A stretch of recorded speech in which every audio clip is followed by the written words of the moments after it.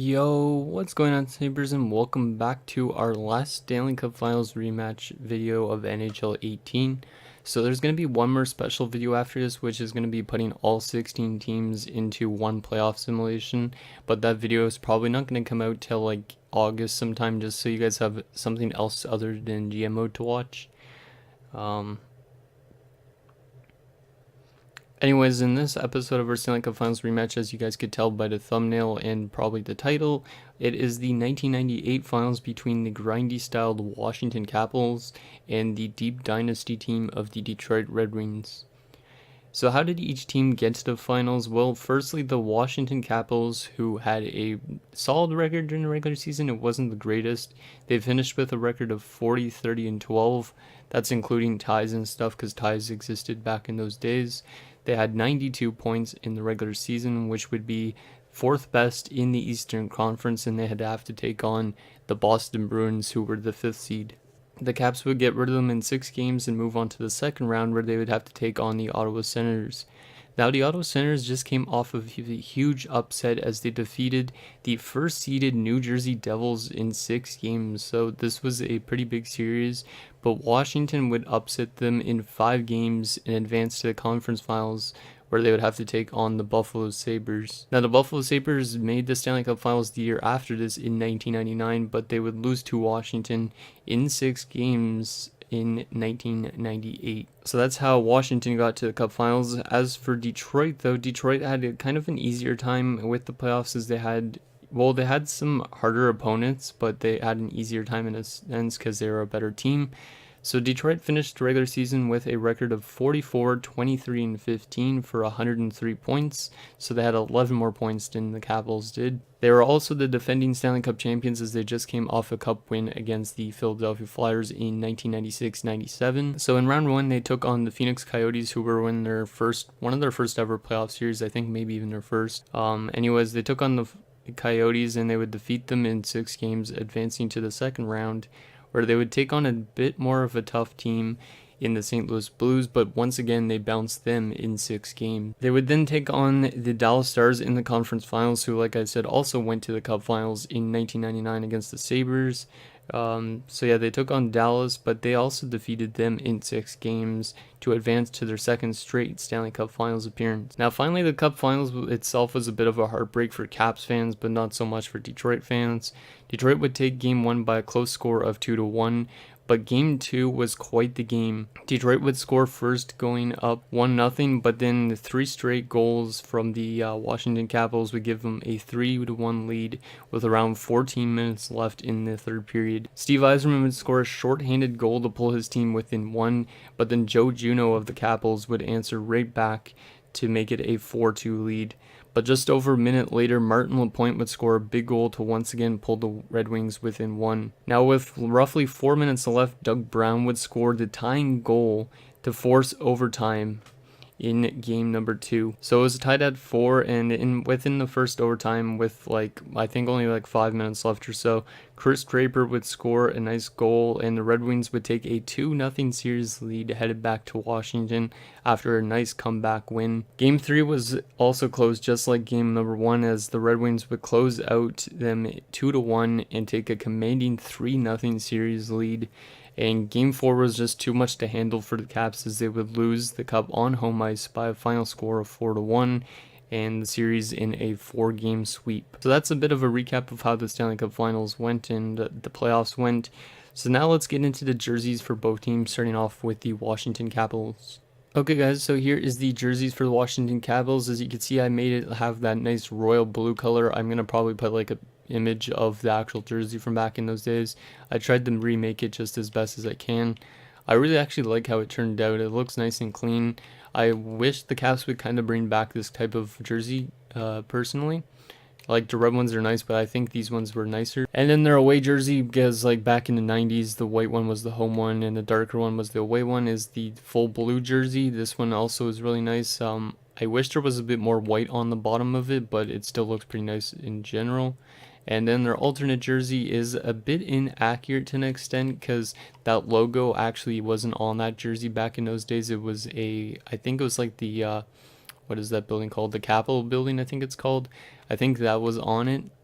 and it said Capitals. I can't remember exactly, but anyways, this is pretty much accurate to like the ones that they had in the 2000s, but still pretty close to what they had in 1998. So now that you've seen the jerseys for the Washington Capitals, let's flip on over to the jerseys for the Detroit Red Wings. Okay, so here are the Detroit Red Wings jerseys. As you can see, they're pretty much the exact same as they've always been, so it's just the red and the white. The home one is the white jersey back in those days, like I was just saying with the Capitals.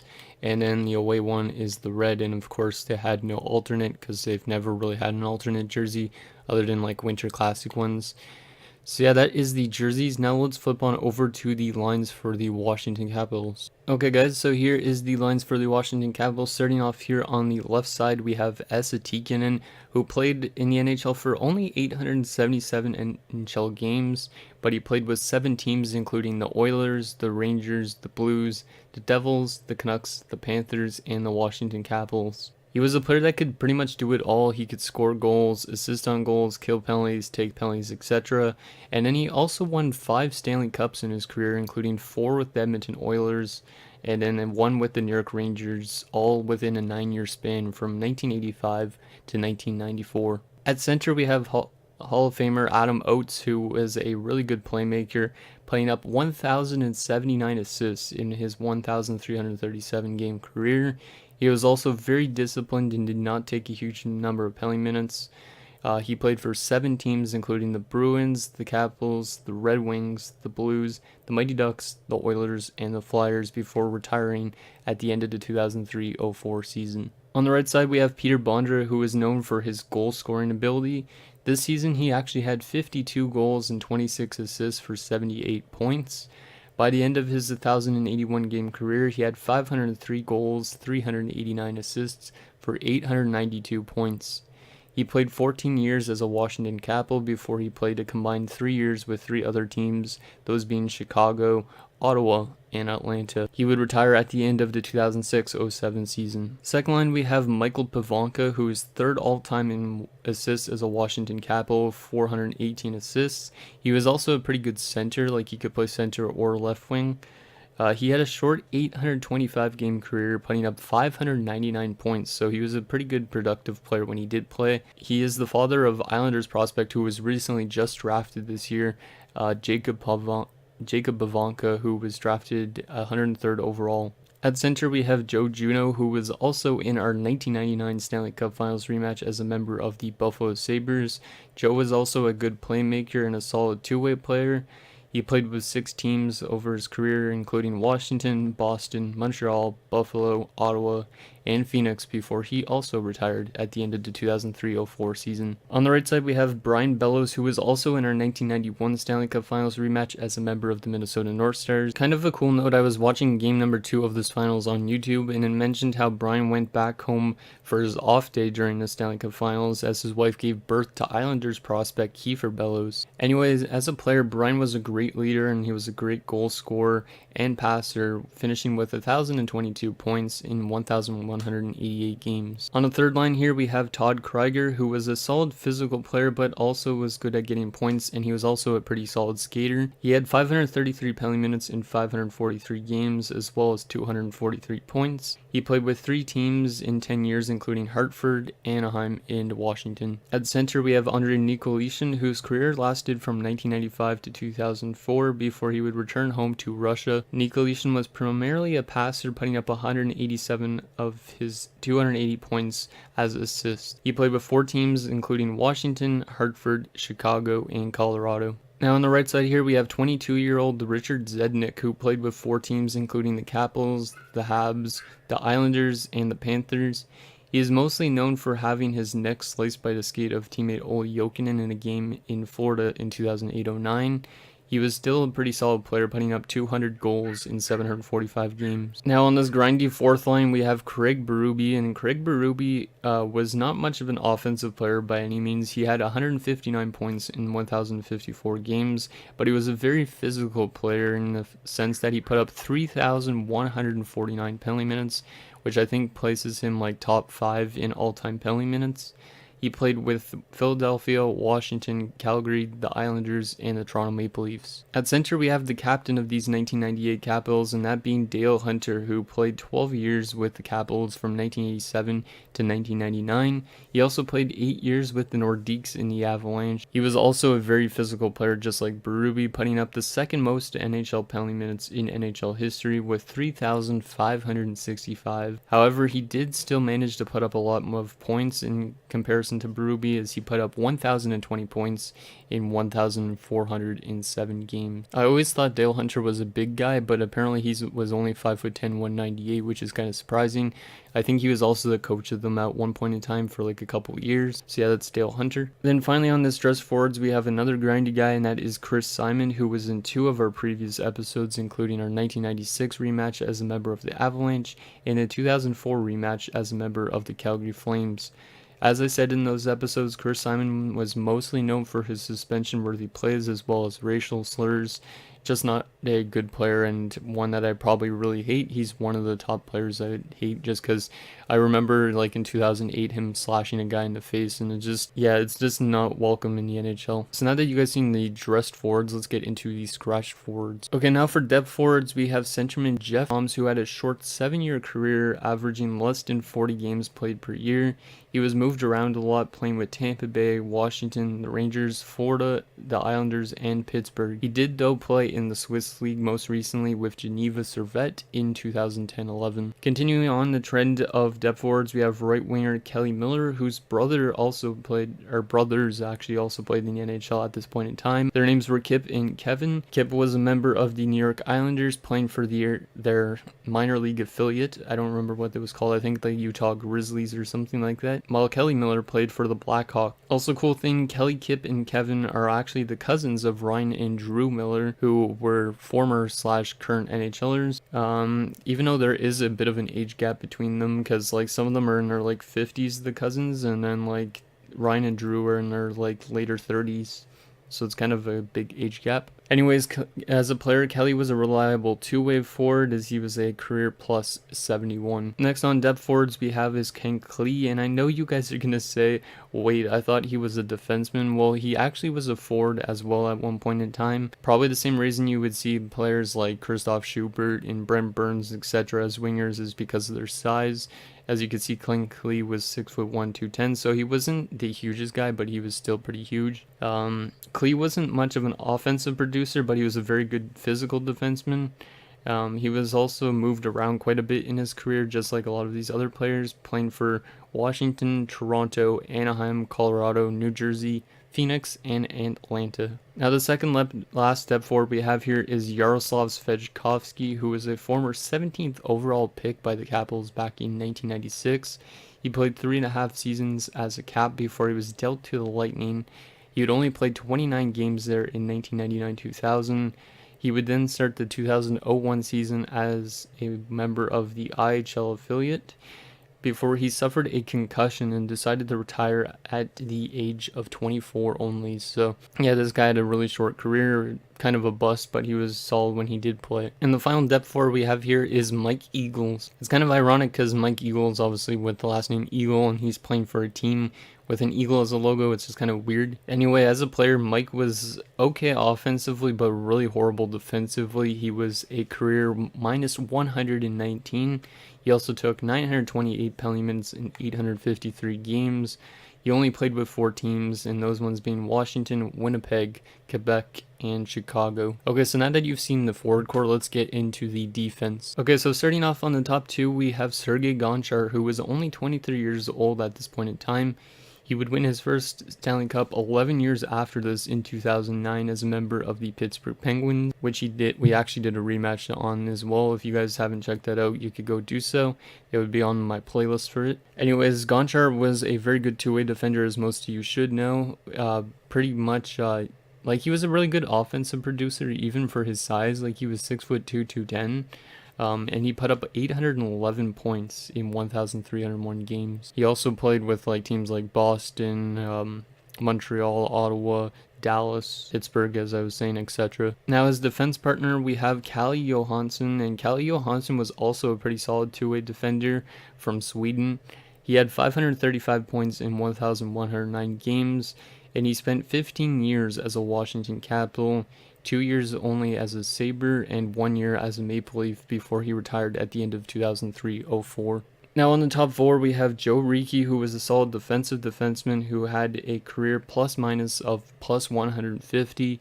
Over his NHL career, he played with Washington, Buffalo, the Islanders, Tampa Bay, and Chicago. And now his defense partner, we have Mark Tenorti, who was also in our 1991 Stanley Cup Finals rematch with the North Stars. As I mentioned in that video, Mark is the father of AHL defenseman Jared Tenorti. Mark was a very physical defenseman based on his size, but also had 200 points respectively in 663 career games. Now on the top 6 pairing, we have Phil Housley, who had a long NHL career that lasted from 1982-83 to 2002-03. Phil was primarily an offensive defenseman as he had 338 goals, 894 assists for 1,232 points in 1,495 games. He also has played with a handful of teams, including Buffalo, where he actually now coaches, like he's the head coach of them, I'm still pretty sure. And then he also played for the Calgary Flames, the Winnipeg Jets, the Chicago Blackhawks, the Washington Capitals, the New Jersey Devils, the St. Louis Blues, and the Toronto Maple Leafs. He also made the All-Star game 7 times in his career. And now his D partner, who is Brendan Witt, who was only 22 at this point in time.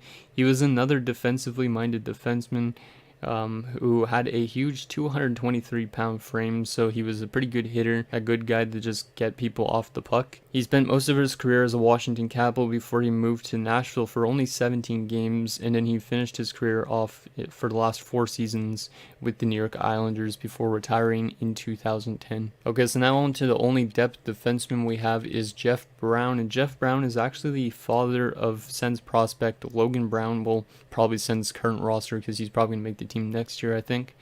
But anyways, Jeff played for 3 teams during this season, including the Carolina Hurricanes, where he started off in 1998. That is where Logan Brown was born. And then he also was shipped out to Toronto for 19 games before he joined the Caps for the final 9 games to end the season. He still put up 6 points in those 9 games. But then he was used mostly as a depth guy in the playoffs, playing only I think 3 games or something like that. Most of them were in the finals, unless he got injured, I don't know. He did retire at age 31, but he did have 584 points in 747 games, so this guy was a pretty good two-way defenseman. Primarily, those points were assists, but 154 of them were goals, so he did score goals too, so he was just all around a solid defenseman. So now onto the goaltending for the Washington Capitals. Starting off with Ole the goalie, Olaf Kolzig, who is kind of an interesting player because he was actually born in Johannesburg, South Africa, but his parents, who were German, moved him to Canada, but he actually never applied for Canadian citizenship, according to Wikipedia, which basically that made him able to represent Germany at the world stage, so that's why he represented Germany, even though he never lived there, I don't think. His career record wasn't the greatest, as he went 303, 297, and 87, but he had 35 shutouts, a 2.71 goals against average, and a 906 save percentage. But this playoff year, he was really good, actually. He had a 1.95 goals against average and a 941 save percentage. Okay, so our final player for the Capitals is Bill Ranford, who was the backup goaltender for Olaf Kolzig in his Cup Finals. He won 1 Cup as a member of the 1990 Edmonton Oilers. He was mainly a fringe starter to a backup, kind of, because he played with 5 teams, with Edmonton most notably. He also played with Boston, Washington, Detroit, and Tampa Bay. His career stats were a bit below average, going 240, 279, and 76 with a 3.41 goals against average and an 888 save percentage, as well as 15 shutout. So now that you guys have seen the Caps, let's flip on over to the lines for the Detroit Red Wings. Okay, so starting off here on the first line for the Detroit Red Wings, we have Brendan Shanahan, who's now obviously the president and alternate governor of the Toronto Maple Leafs. As a player, Shanahan was a player that was pretty much good in every single category. He played 1,524 games, scoring 656 goals, assisting on 698 for a total of 1,354 points. He was also a career plus 151 and dished out 2,489 penalty minutes. In his final NHL season, which came in 2008-09, as a 40-year-old, he played for the New Jersey Devils, where he actually started off his NHL career. He also had a lot of playoff experience, playing in 184 playoff games. Now at center, we have Captain Steve Yzerman, who all of you should know by now. But anyway, cool thing about Steve Yzerman is he actually went to all three schools that I went to here in Ottawa. My uncle actually played football with his brother back in the 80s at the high school that I went to. But anyways, as a player, Steve Yzerman took home the Conn Smythe this year with 24 points in 22 games. He was another great player in all categories except for his physical play wasn't that good. At Shanahan's, he had 692 goals, 1,063 assists for 1,755 points in 1,514 games. As well, he was a career plus 184 when he retired at the end of the 2005-06 season. Now on the right side here, we have another center who was listed as a right winger according to Hockey Reference's website. But so that is Sergei Fedorov, who was one of the best Russian players probably ever to play the game, up there with Ovechkin and I don't know who else, but Ovechkin for sure. Fedorov played 1,248 games, putting up 1,179 points. He was also a plus 261. He spent majority of his career as a Detroit Red Wings, but also played for the Mighty Ducks, the Blue Jackets, and the Capitals. His brother is Fedor Fedorov, who is also a former NHLer, but did not have nowhere near as successful as a career. He only played 18 games, putting up 2 points in that span. Now in the second line here, we have Vyacheslav Kozlov, aka Slava Kozlov. He was kind of an underrated forward, like nobody really talks about him because he had 853 points in 1,182 games. He only played with 3 teams, including Detroit, Buffalo for only 1 season actually, and then he played for Atlanta for the final 7 years of his career. He would eventually leave for the KHL at the end of the 2009-10 season and retire at the end of the 12-13 campaign. Now at center we have another Russian, and that is Igor Larionov, who unlike most Russians was primarily an assist man, except for I guess if you consider Kuznetsov primarily an assist man. But yeah, Larionov was a very good passer.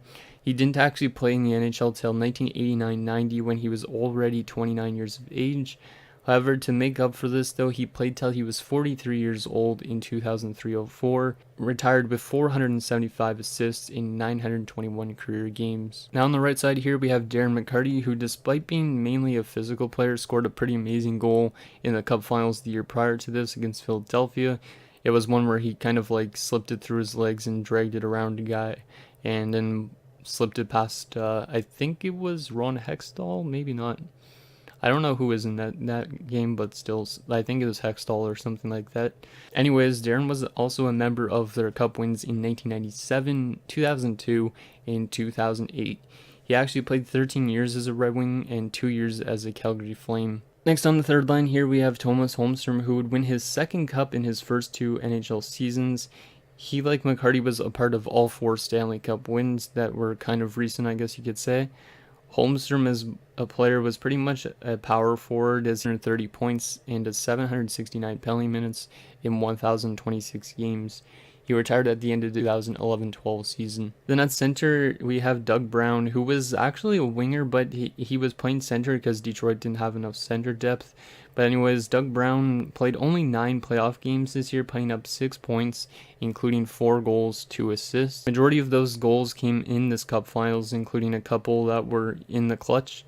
Doug was a really good two-way player, putting up 374 points in 854 games. He was also at plus 112. He didn't take much penalty minutes either, as he only put up 210 penalty minutes in those 854 games. He also played with 3 teams, including Detroit and Pittsburgh, before he retired at the end of the 2001 season. Now on the right side, we have Martin Lapointe, who was considered a very good contributor in both these Cup wins in 97 and 98. Over those 2 Cup wins, he had a total of 13 goals, 14 assists for 27 points in 41 playoff games. 9 of those goals actually came in this 1998 Cup Finals. Unlike his regular season career, which was kind of offensive, but it was mostly grindy, as he had 381 points in 991 games, as well as 1,417 penalty minutes. He retired at the end of 2007-08 with the Ottawa Senators. Now for the fourth line, here we have Kirk Maltby, who was another guy for all 4 Stanley Cup wins. Kirk, as I said in the 09 videos, was a solid two-way grinder. He had 260 points, was a plus 18 ironically because his number was 18.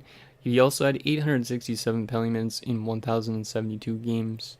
He spent most of his career as a Red Wing, but also played 2 seasons, which were his first 2 in the NHL, as a member of the Edmonton Oilers. At center is another guy that was there for all 4 cups, and that is Chris Draper, who is very similar in terms of career statistics to Kirk Maltby. He had the game-winning goal in game number 2, which the Red Wings stormed back from a 4-2 deficit to win in overtime. His career stats include 364 points, a plus 72 plus minus, and 790 penalty minutes in 1,157 games. Finally, on dressed forwards, we have Joe Koster, and Joe Koster wasn't much of an offensive threat, but he was definitely a physical presence.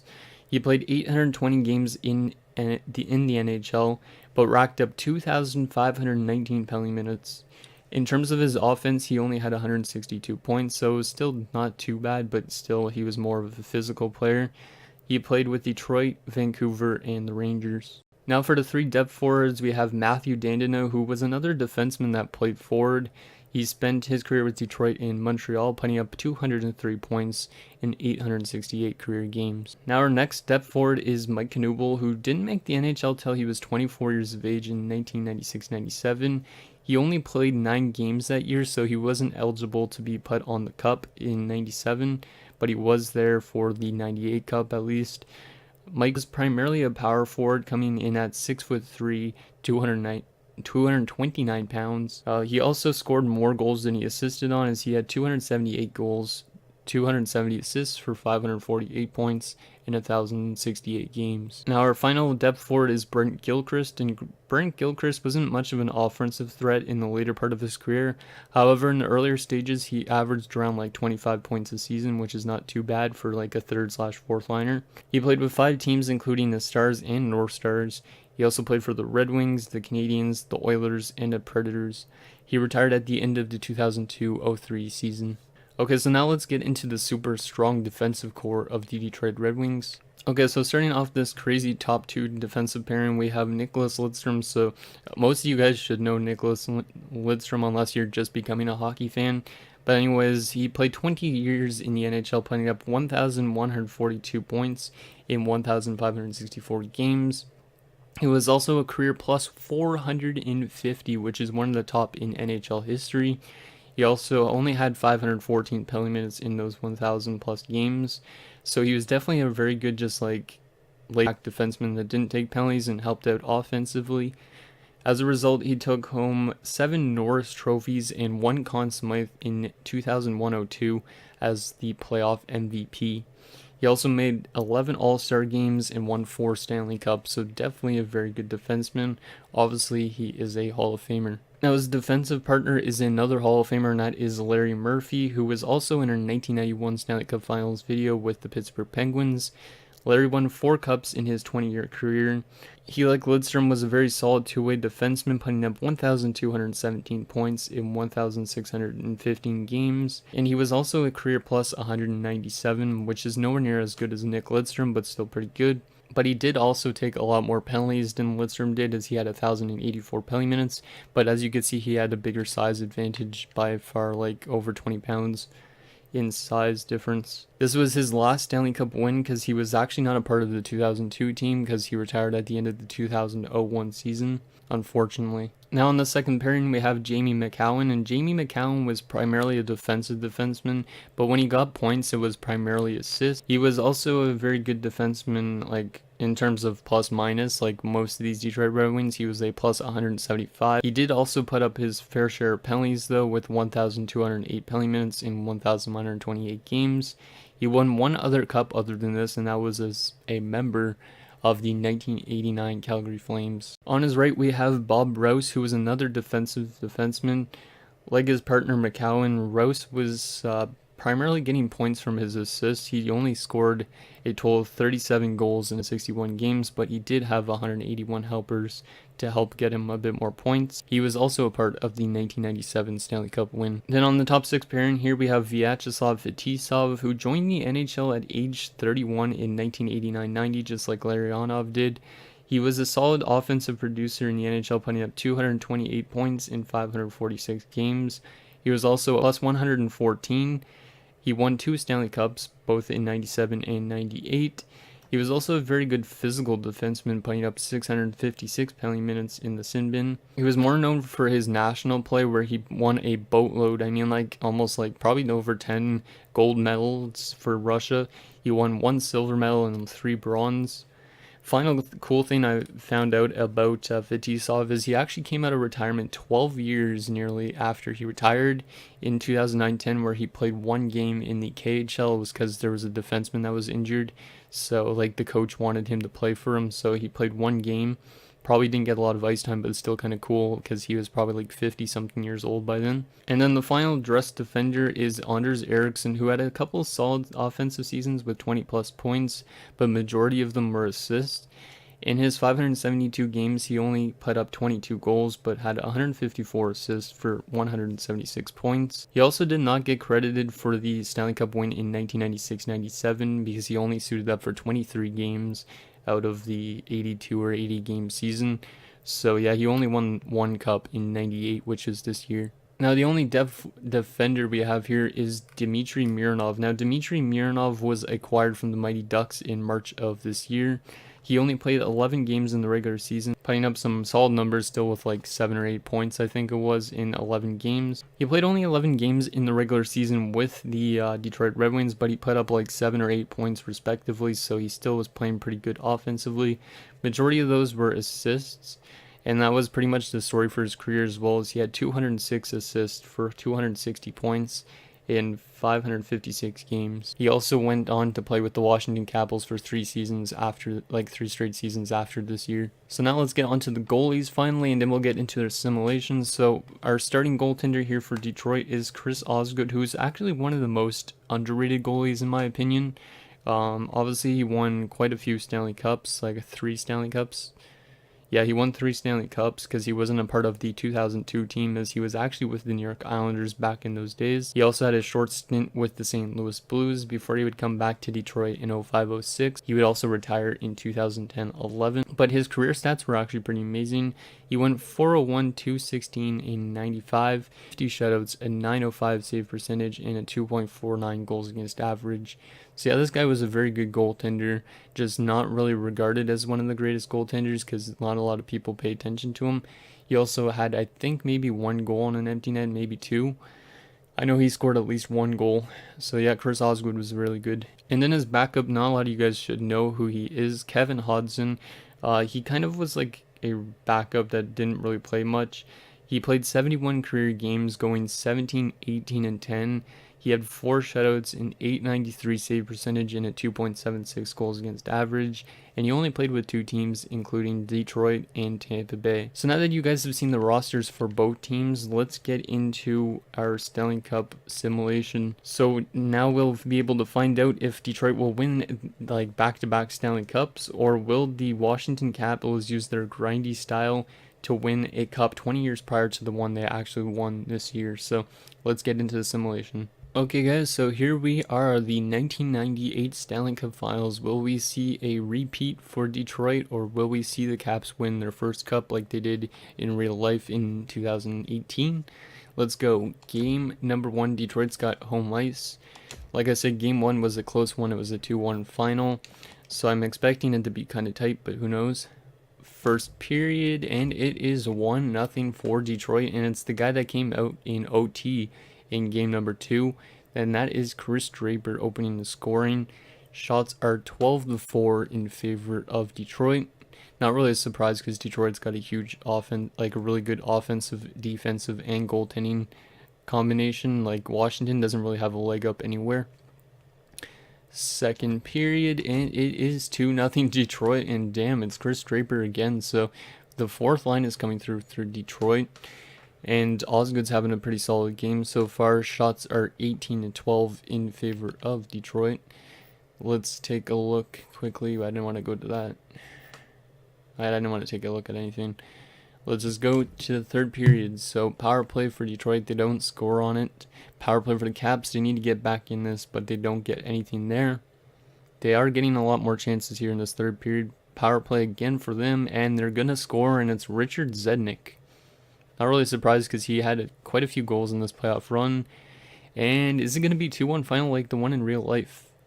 Yes, it is. So we have a exact same score as the actual game one.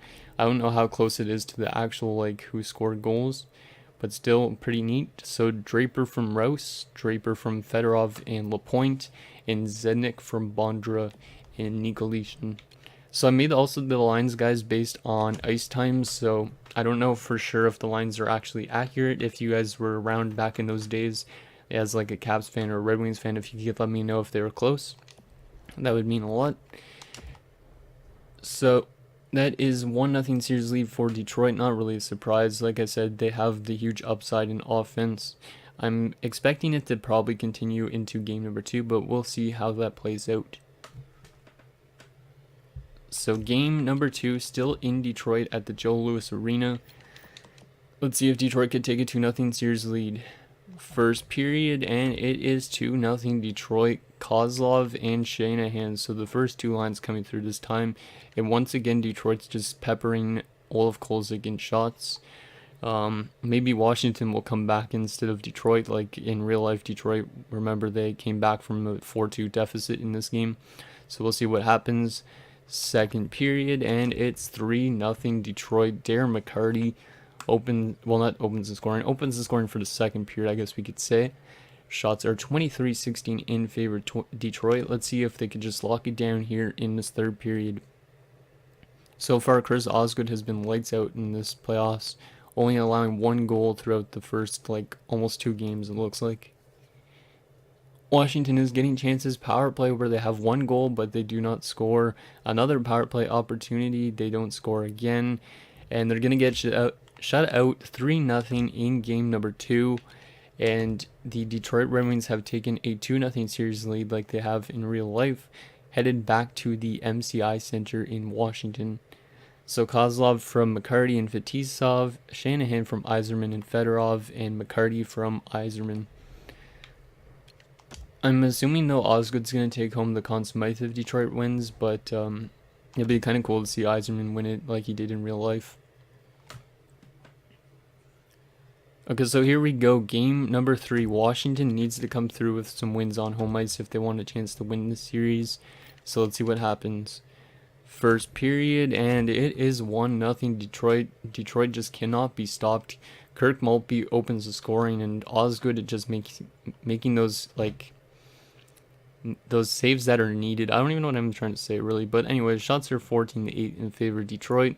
Let's see what happens here in the second, and it's 2-0 Detroit. Anders Eriksson makes it 2-0, but the shots are now all of a sudden 21-21. So the Caps are going to have to come through with some goals here in this third if they want a chance to actually get back in the series. And while they could have started off the third with a big goal from Nikolishin, I think he had their only other goal so far in this playoffs. Power play, and they don't tie it up. I think game 3 was also a 2-1 score. So we might have 2 accurate games in terms of simulation. Oh, maybe not. Lidstrom makes it 3-1. And the Detroit Red Wings are 1 game away from sweeping the Washington Capitals like they did in real life. I'm sorry, Caps fans. I thought they would have a chance at least, but it doesn't seem that way. So Maltby from Murphy and Draper, Eriksson from Larionov and Holmstrom, Nikolishin from Zednik and Krieger, and Lidstrom from Larionov and Murphy. So Washington needs that first line to step it up because they've been flat. Like Bondra has not stepped up at all. That's what happened in real life too, because Bondra I think he had 1 goal in the Stanley Cup Finals, but he just did not find the net that often. Most of the goals were to other lines, I believe. Okay, so let's get into game number 4. Will the Detroit Red Wings sweep the Washington Capitals like they did in real life? First period, and okay, Washington now finds their offense. That's what they needed to do. Fedorov opens the scoring for Detroit, but Juneau and Pavanka answer back. Shots are 11-10 in favor of the Caps. Second period, and Detroit has tied it in. It's Doug Brown coming through with a big goal. Let's see what happens here in the third period. If there's a chance for Detroit to win the cup, we'll intervene and watch it. And Slava Kozlov with a big goal here early in the third. We're going to go into 4-time simulation soon. Maybe Joe Riki is going to tie the game at 3. We might have OT. Going to put in a 4-time simulation, just in case. Detroit's getting a lot of chances. And I think we're going to still intervene if this game goes to OT. Oh shit, Washington actually just scored. Never mind, I had pressed it right afterwards. But Washington actually just scored late. So the Washington Capitals are actually going to win their first ever playoff game in their history, as they win 4-3 from a late goal from Michael Pavanka with 2:43 left. I thought there was less time than that left. Actually, no, that's the first period. Never mind. With 37 seconds left, Adam Oates, the former Detroit Red Wing, ends the game, and we are going to a game 5. So not 100% accurate simulation so far, but oh well, still pretty nice to see the Caps at least get one win out of this. So Fedorov from Lidstrom and Yzerman, Juneau from Pavanka and Johansson, Pavanka from Juneau and Bellows, Brown from LaPointe and Holmstrom, Kozlov from Larionov and Rouse, Riki from Nikolitin, and Oates from Tikkanen. So, like I said, Washington needed their first line to come through, and they did just that in that big game. But now that gives Detroit the chance to win the Stanley Cup on home ice. I don't think they did it in 97, winning it on home ice. I think they won it in Philadelphia.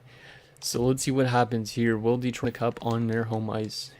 First period, and it's 1-0 for Detroit, and it's Chris Draper again, who's got like 3 goals in this playoffs. Shots are 13-8 in favor of Detroit. Second period, and it's still 1-0. So now Osgood's having a good rebound game.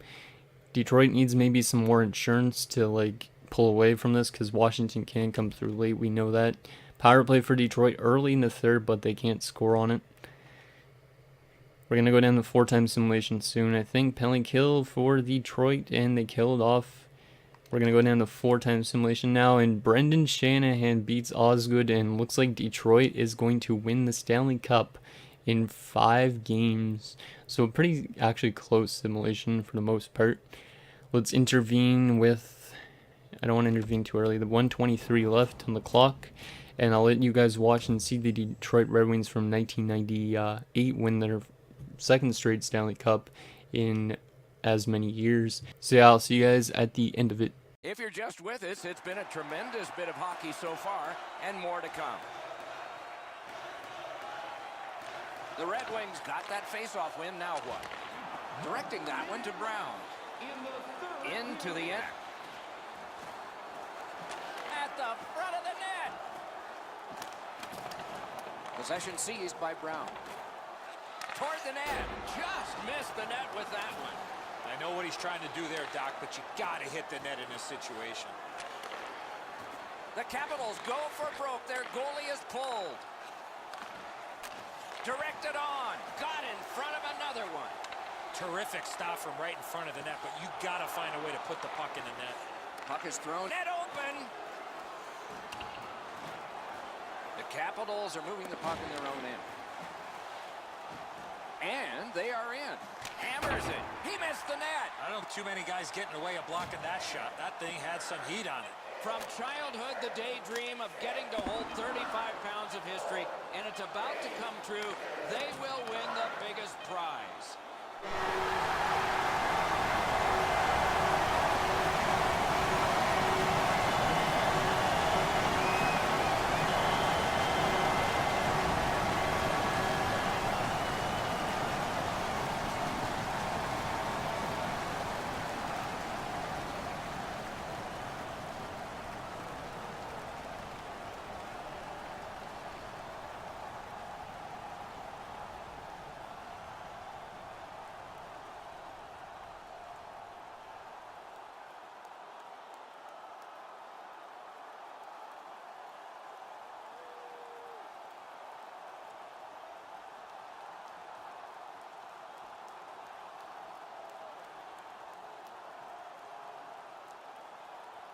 The teams are exhausted as they line up for one of the oldest traditions in sport, the handshake at the end of the series.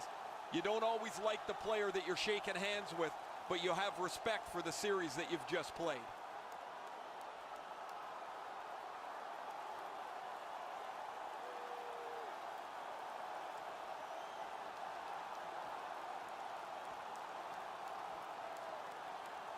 The playoff MVP gets the Conn Smythe Trophy, and here is the winner. This is a tremendous award that probably means more in the coming days than it does now. You don't dream of winning the Conn Smythe, you dream of the Stanley Cup.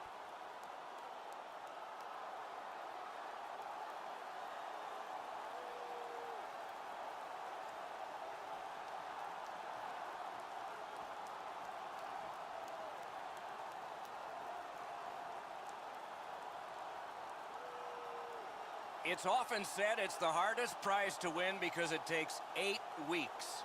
And by tradition, the captain is the first to hold it high.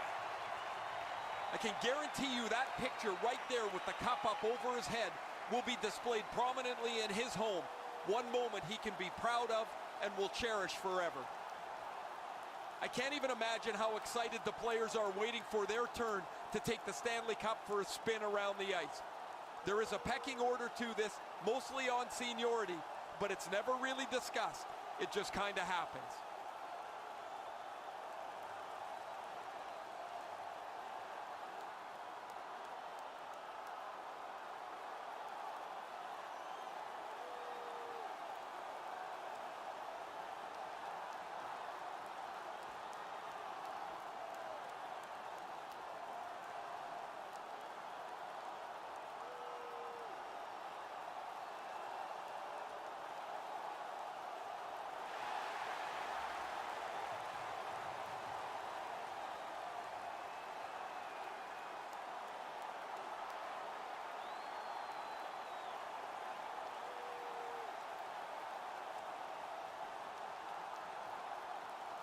You play that hard and that long.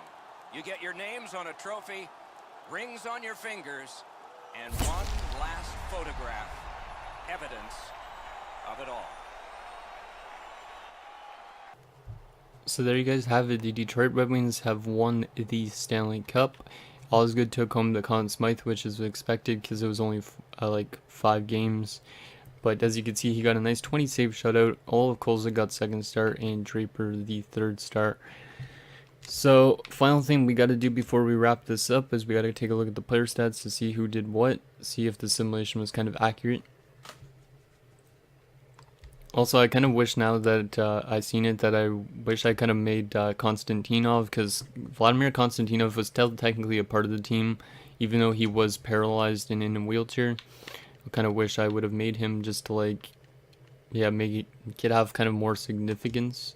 But anyways, so Chris Draper leading the way with 4 points in 5 games. Also Fedorov and Yzerman, so top 2 guys and a 4th liner, which is kind of interesting. Nick Lidstrom 3 points, Nikolitin had 3 points, Larionov, etc.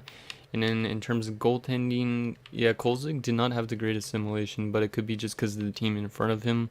Nowhere near as good as Osgood, who was a worse overall, but is younger. So that is the player stats. So yeah, anyways, guys, that is going to do it for this final episode of our Stanley Cup Finals rematch series. As I said, this series will be continuing on into NHL 19. I will be doing more of these, so like let me know down below in the comments which teams and finals you want to see for NHL 19, because I will start doing some research on that sort of stuff. As I also said at the beginning of this video, if you guys didn't catch it, there will be a special video which will come out in August, where I kind of do like a rematch. Well, it's not a rematch, it's like a Stanley Cup Finals or Stanley Cup playoff simulation between all 16 teams that I created over time. So you'd see like the 96 Panthers, the 96 Avalanche, you'd see like the 91 Penguins, the 91 North Stars, etc., etc. All the ones that I've done. So meanwhile, while that video is getting made, you guys could go check out the other episodes in this series, because it's been a really cool series to do. A lot of cool history in the NHL and whatnot, so let me know what you guys think. And yeah, thank you guys so much for watching. We'll see you guys next time.